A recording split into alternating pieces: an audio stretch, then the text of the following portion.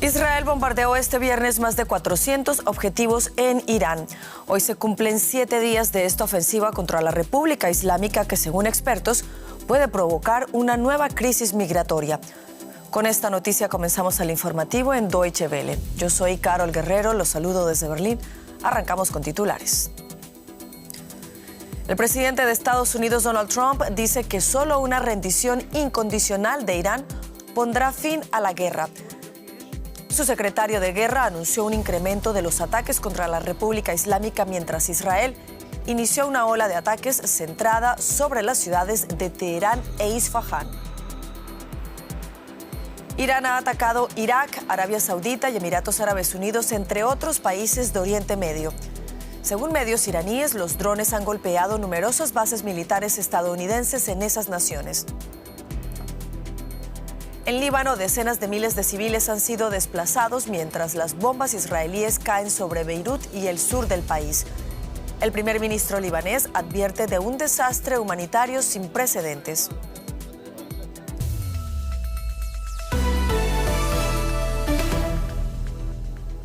Estados Unidos e Israel continúan los ataques contra el régimen iraní cuando se cumple una semana del inicio de la guerra. El presidente Donald Trump publicó en su red social que solo una rendición incondicional de la República Islámica pondrá fin a esta guerra. Washington y sus aliados quieren trabajar después en la reconstrucción del país. Paralelamente, su secretario de Guerra anunció un recrudecimiento de la ofensiva. Del mismo modo, Israel inició una ola de ataques centrada sobre las ciudades de Teherán e Isfahán, así como en la zona industrial de Qom, al sur de la capital iraní. El ejército israelí exhortó a los habitantes de esta región a desalojarla con urgencia. Este viernes, aviones israelíes destruyeron el búnker del ya fallecido líder Ali Khamenei por considerar que representaba una importante estructura para los altos funcionarios iraníes. La ofensiva de Estados Unidos e Israel contra la República Islámica de Irán ha dejado más de 1 millar de muertos, según las autoridades iraníes. Por su parte, las fuerzas de defensa de Israel anunciaron que sus operaciones entran en una nueva fase. Tras completar la fase de ataque sorpresa, en la que establecimos la superioridad aérea y neutralizamos el arsenal de misiles balísticos, pasamos ahora a la siguiente fase de la operación. En ella, aumentaremos aún más el golpe asestado a los cimientos del régimen y a su capacidad militar. Tenemos en nuestras manos otras medidas sorpresivas que no tengo intención de revelar. Perseguiremos a nuestros enemigos, a todos ellos, y los alcanzaremos. Vamos ahora hasta Tel Aviv para ampliar informaciones con la periodista Maya Siminovich, a quien saludamos a esta hora. Maya, buenas noches. Mencionábamos que Israel habla del inicio de una nueva fase en esta ofensiva contra Irán. ¿Qué se sabe sobre esta nueva etapa de las operaciones contra la República Islámica, Maya? Hola, Carol. Por ahora se sabe que se han intensificado los bombardeos. Hoy entró en la 15ª oleada de bombardeos Israel contra Irán. Lo que ha dicho el portavoz del ejército y el jefe del ejército, como hemos oído antes, es que esta segunda fase se va a concentrar menos en el régimen, que es lo que ha estado haciendo ahora. Ahora quien ha matado a Ali Khamenei y al resto de altos cargos ha sido Israel, y quien se ha dedicado a destruir infraestructura ha sido Estados Unidos. Pues Israel dice que ahora también va a ir a por la infraestructura, más lanzaderas de misiles, más misiles y de manera más intensa. Esto es lo que se ha sentido hoy. El ejército del aire israelí ha descargado alrededor de 6.500 bombas sobre territorio iraní. Según ha anunciado hoy la portavocía, han hecho unas 120 salidas con aviones y continúan haciéndolo, y esta es la segunda fase de la que podemos ser testigos a partir de ahora. Maya, mientras tanto, ¿cómo es la situación ahí en Israel? ¿Se siguen registrando ataques por parte de Irán y de sus aliados? Sí, ha habido alarmas y bombardeos hoy también, algo menos intensos que ayer. Lo que pasa que no hay, parece, un patrón de comportamiento claro, por lo menos los ciudadanos no lo sienten así exactamente, y sin embargo el ejército israelí ha dicho hoy que los misiles de Irán lanzados a Israel en el día de hoy han sido un 80% menos que al inicio de la guerra. En realidad nosotros no estamos sabiendo, como en la guerra anterior, cuántos misiles se lanzan por cada andanada. En junio de 2025 sí se informaba que habían sido 20, 30, lo que fuera, y además se sentía la intensidad. Una nueva normativa esta vez es no dar ese tipo de información, por lo tanto no sabemos exactamente cuántos lanzan. Nos dicen que han sido diezmados y que ahora solamente quedan muchos menos y ese es el objetivo.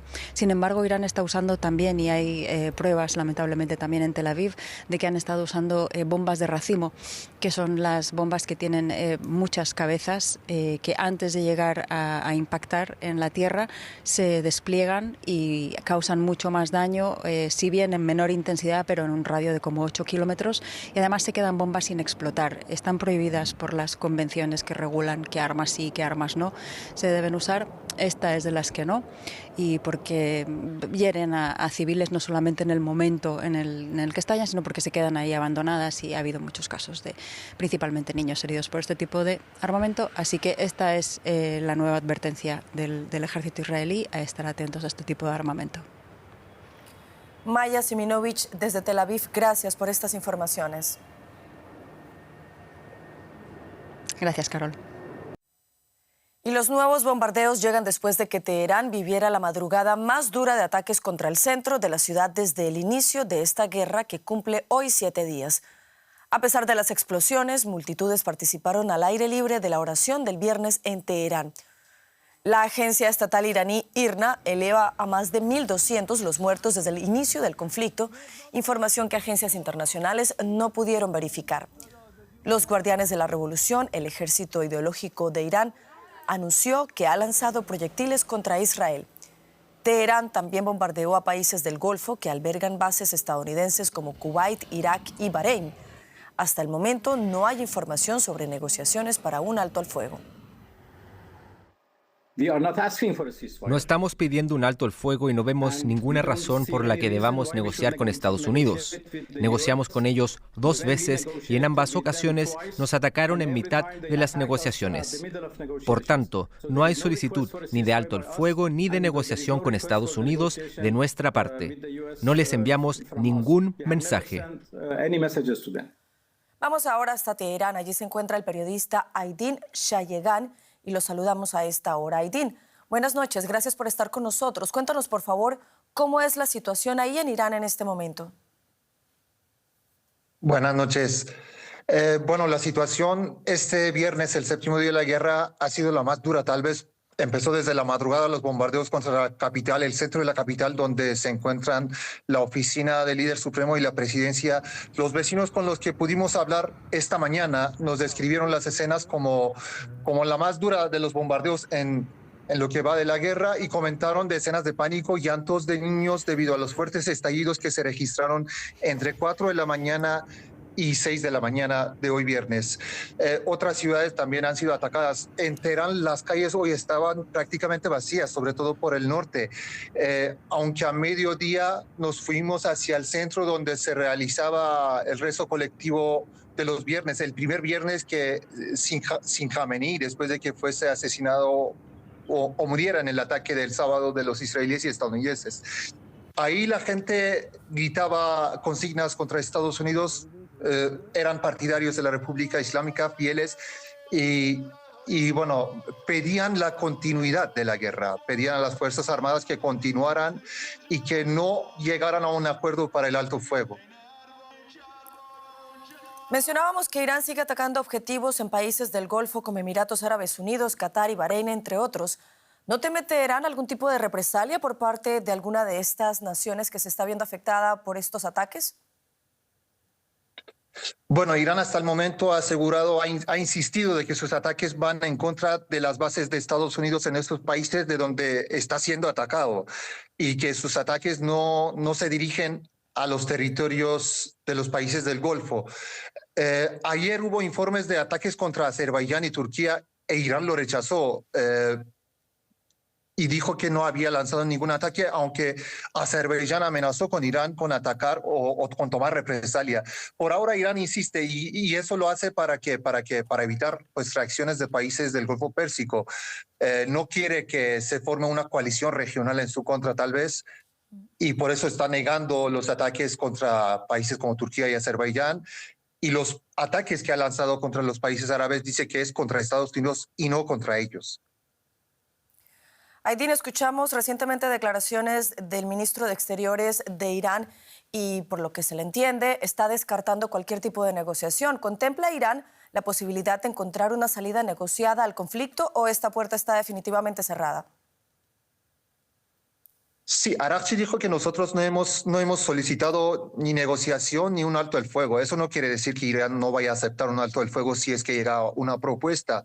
El presidente iraní esta tarde escribió en la red social X que Irán está dispuesta a una paz duradera, pero pidió, y al momento que dijo que hay países que están empezando esfuerzos para la mediación, pero les dijo que primero vayan a mediar, a dirigirse a aquellos que iniciaron esta guerra.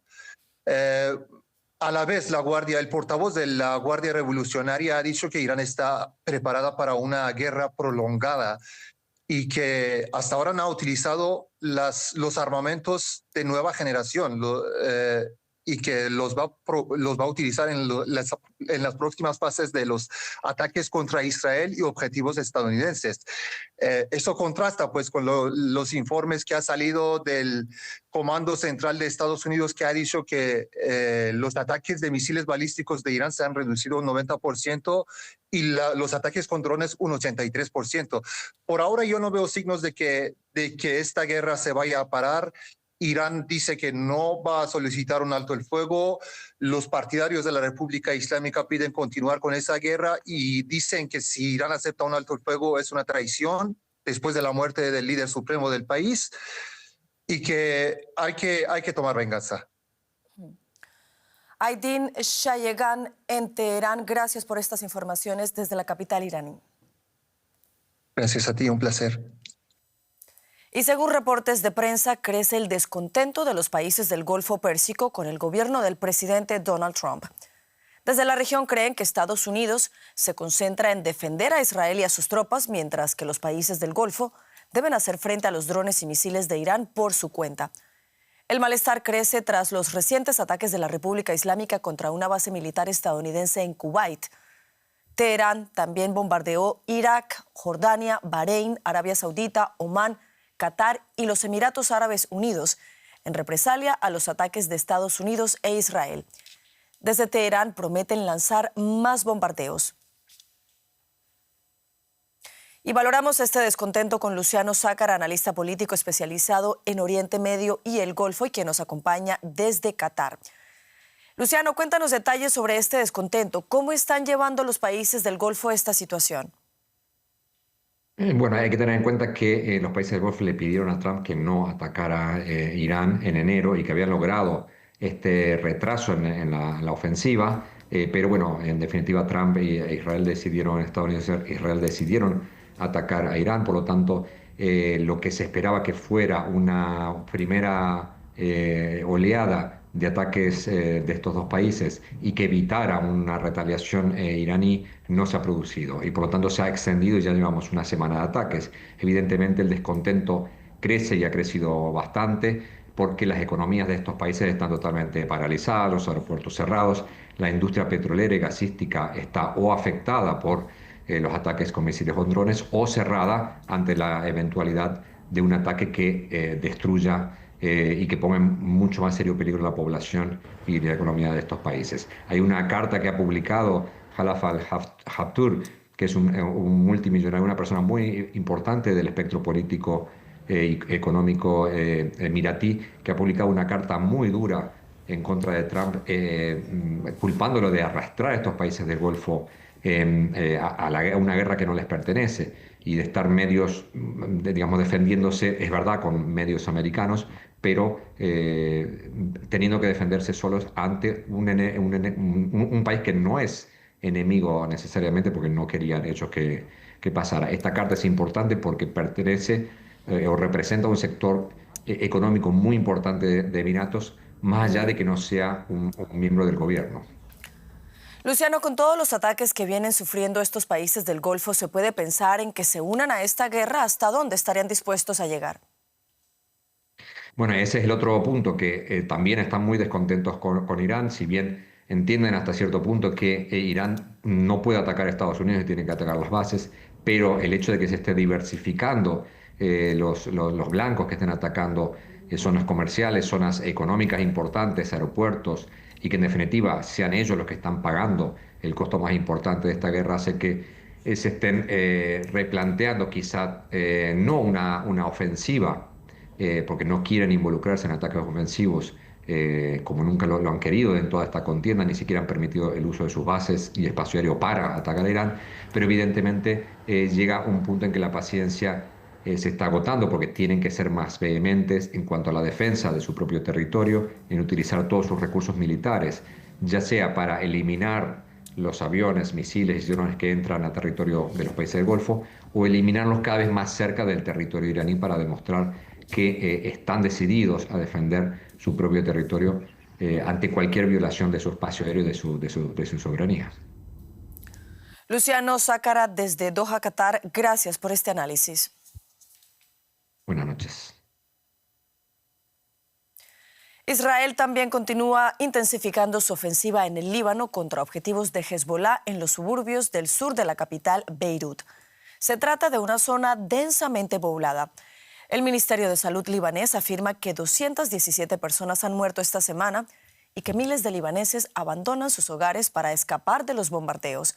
El primer ministro libanés Nawaf Salam advierte que el desplazamiento masivo podría causar una catástrofe humanitaria en el país.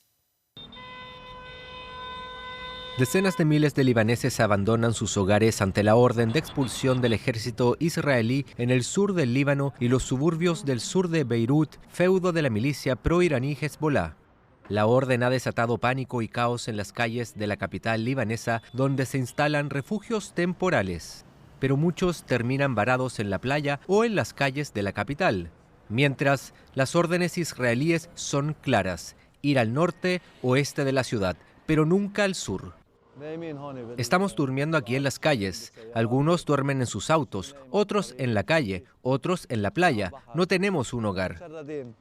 Tengo 10 hijos. No sé dónde están. Han sido desplazados. Son 4 varones y 6 mujeres. Solo esta hija está conmigo y con mi esposo. No tengo información sobre los demás.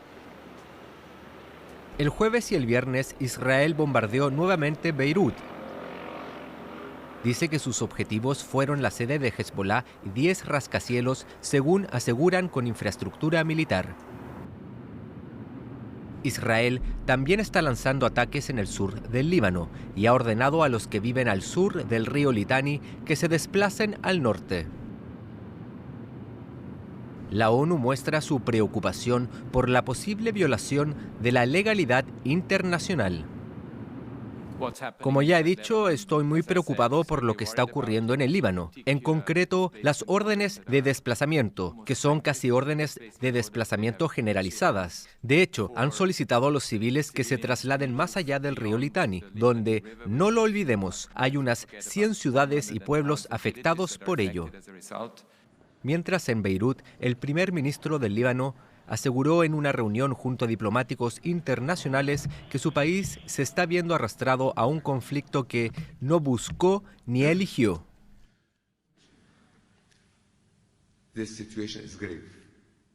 Las consecuencias humanitarias y políticas de estos desplazamientos podrían no tener precedentes.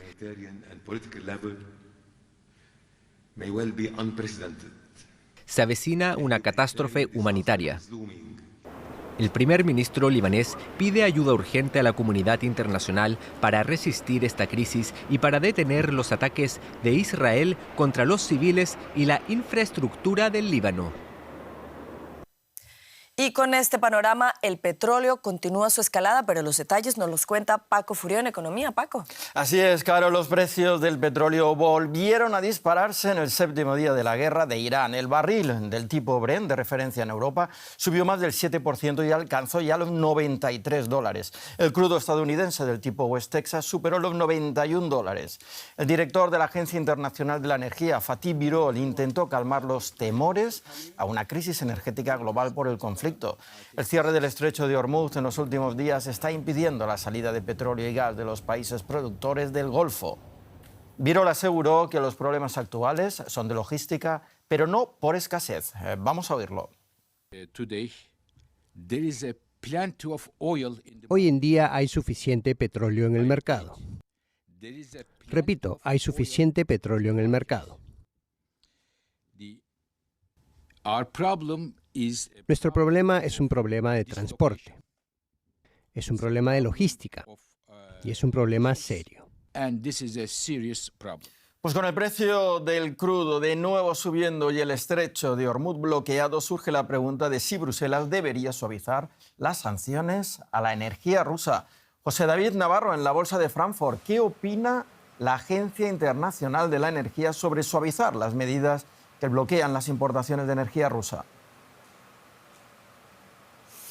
Hola Paco, ¿qué tal? Bueno, Fatih Birol lo que ha dicho hoy es que considerar a Rusia como una alternativa para conseguir en esta situación gas sería un error. El presidente de la Agencia Internacional de la Energía ha dicho que sería un error tanto político como económico. Tampoco parece que esté, Paco, en los planes de Bruselas llamar ahora a la puerta de Rusia después de ver la situación que hay en el mercado energético. Sería, según algunos analistas, una decisión con un coste muy alto en lo político, pero el tema ha surgido aquí ante la preocupación evidente por el bloqueo del estrecho de Hormuz. La Comisión Europea ha repetido esta semana varias veces que el suministro a Europa está asegurado porque dependemos más de Estados Unidos y de Noruega, tanto para el gas como para el crudo, pero como les digo, la preocupación ha arreciado. Bruselas mantiene el calendario para prohibir cualquier entrada de gas a Europa progresivamente a partir del año 2027, primero el gas natural licuado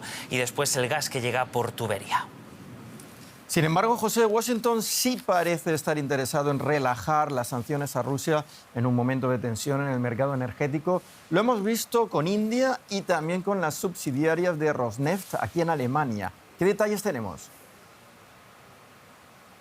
Sí, así es. Hemos sabido, además, pocos días después de que el canciller Merz se reuniera con Donald Trump en la Casa Blanca, que el Tesoro de Estados Unidos ha concedido una extensión a la filial, como tú decías, de Rosneft aquí en Alemania. Es una línea de oxígeno para estas filiales que, sobre todo, van a tener un impacto en la capital, en Berlín. Se considera que esta refinería de Schweraz es muy importante para el suministro tanto del aeropuerto de Berlín como de la capital y de Brandenburgo, y por lo tanto va a permitir que más allá de abril, que es cuando caducaba esta licencia, esta refinería pueda seguir trabajando aquí en Alemania. Las varias refinerías que dependen de la rusa Rosneft representan en torno al 13% de capacidad de refinado de Alemania. Gracias, José David, desde la Bolsa de Frankfurt. Y el barril de referencia de Estados Unidos está a apenas $2 del Brent y hoy ha llegado a subir un 11%. Ana Nieto, ¿qué plan tiene la Casa Blanca para evitar esta escalada? Sí, el West Texas queda en el entorno de los $91, cuando la semana empezó con alrededor del 72 dólares por barril. Y la gasolina ha subido un 11% desde el domingo. El plan de la Casa Blanca ha sido anunciado hace poco y pasa por la creación de un fondo de reaseguro para el transporte marítimo en el Golfo, ahora que las aseguradoras se han retirado de este mercado. El fondo tendría una dotación de $20.000 millones y lo pondría en marcha el fondo, la Corporación para el Desarrollo Financiero.